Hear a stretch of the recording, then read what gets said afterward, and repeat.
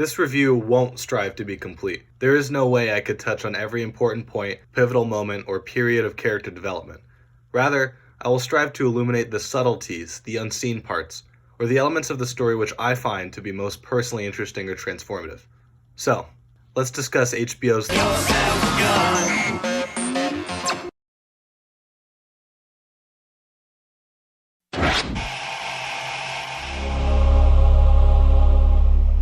The question of who Tony is will always be up for debate, so there isn't much sense in me thinking I can add to that conversation.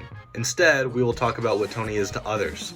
Tony is many things, but above all, he is an arbiter for his own selfish interests. He is so deep in his own manipulation that he likely still believes he's a good man despite everything he's done. It's even been explicitly stated to the audience.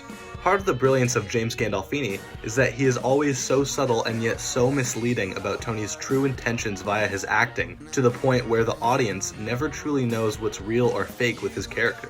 Here are the moments that, in my opinion, say the most about who Tony is.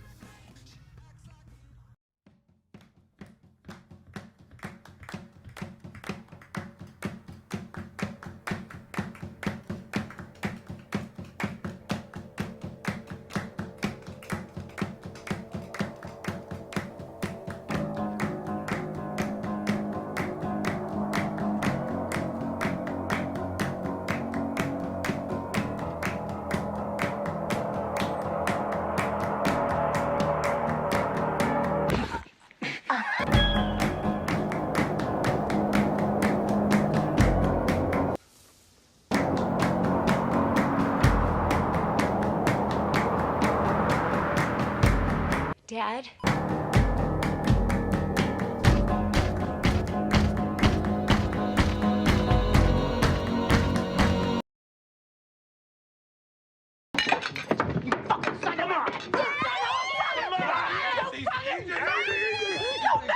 I don't gotta run, Dad.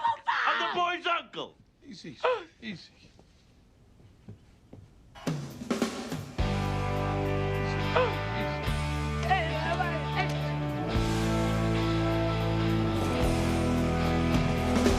I won't take all that they hand me down.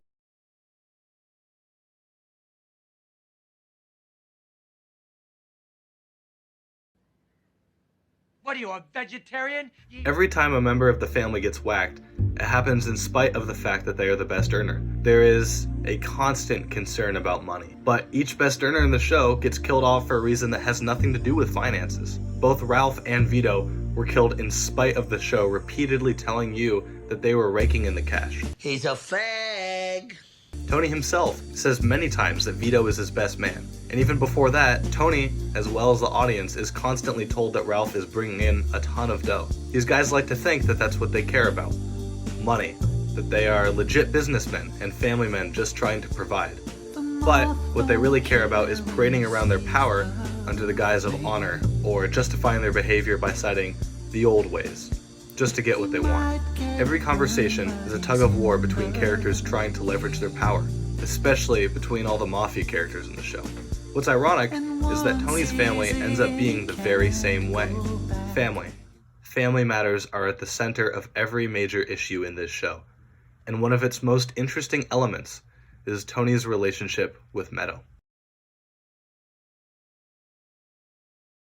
I just told you. The chat room. Is that it? When we first meet Meadow Soprano, she's a teenager. You know I love you, right, man? But by the time the show ends, she's a fully grown adult.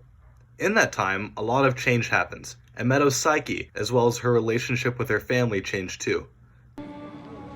Dad, stop staring. Why are you doing that? It's an exciting time. I can't tell you how proud I am of you. A real student at Casa Soprano. And she looks like one of the models right out of Italian Vogue. Her connection with her father has always been on and off. Sometimes she's daddy's girl, and other times she acts like she hates her dad. The one thing we can say, though, is that she slowly loses any loyalty to or regard for the truth, and increasingly becomes swayed to Tony's side of manipulation. She has several outbursts throughout the show, calling her dad a mob boss, Listen to Mr. Mob Boss. or a racist, Fucking racist! or this or that, but At the end of the day, she always comes around to forgiving him. When she forgives Tony, she compromises her own character by substituting the truth for more lies. There's a very important scene where Carmela goes to a shrink to talk about Tony.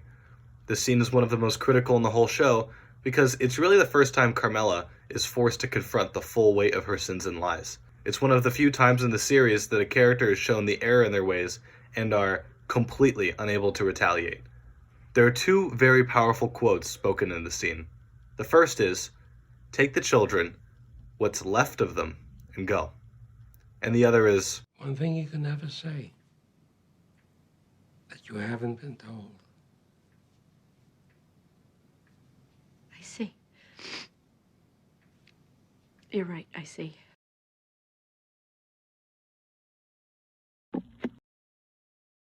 The creator of Breaking Bad, Vince Gilligan, once said in a New York Times interview, "I want to believe there's a heaven, but I can't not believe there's a hell." He wrote Breaking Bad according to this one sole principle, that nobody gets away with anything. It's biblical. There is good, and there is evil, and within every human being there is an awareness of which is which.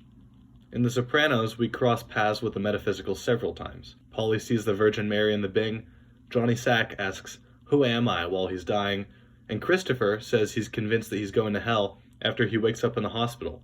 This is post-production Max speaking. I never realized this before until I was editing this video. When Christopher wakes up after he was dead for a minute, he says, "I'm sorry, T. I know you're mad at me." That just blows my mind that they had that kind of writing foresight. Most notably of all, though, Tony asks, "Where am I going?" while in his coma, and when he's asleep, visits a house that represents the afterlife.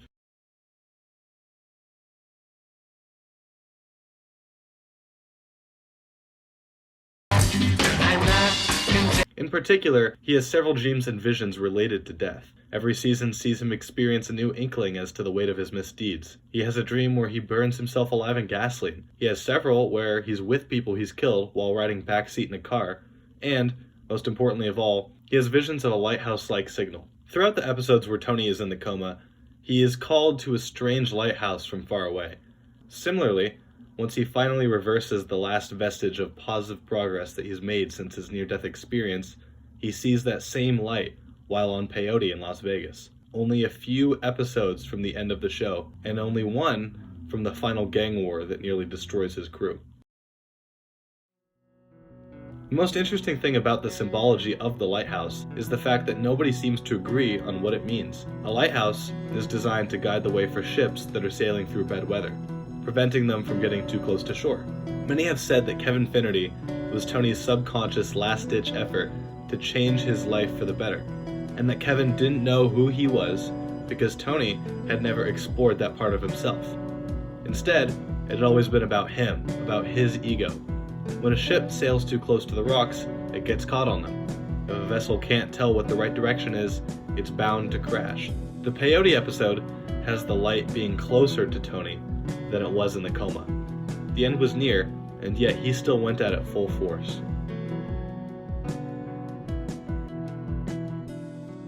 I get it!